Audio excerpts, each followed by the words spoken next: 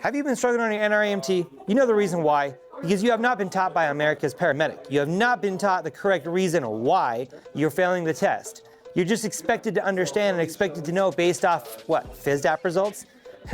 Here we go, check it out. The reason why you've been failing are questions like this. Have you ever seen a question on the NREMT that asks you what you give for anaphylaxis?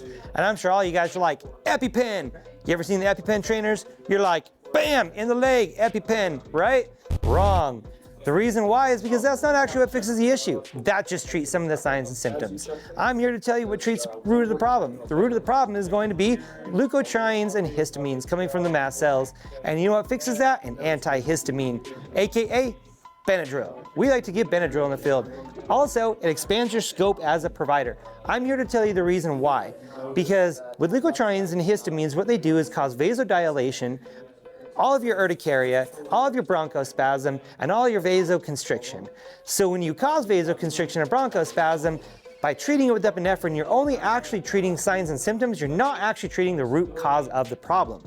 So if you see EpiPen or epinephrine on your nat reg, you know you've actually been getting it wrong this entire time?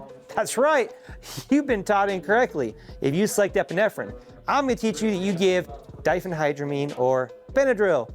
You know the reason why? Because it actually treats the root of the problem, which is a vasodilation caused from the mast cells, leukotrienes, and histamines. So if you want to decrease the actual root of the problem, you treat the problem by giving Benadryl or an antihistamine. It's an H2 blocker which prevents the vasodilation and leakiness in the first place. So there you go. Tips and tricks like that are the reason why you come to America's Paramedic to teach you the right way.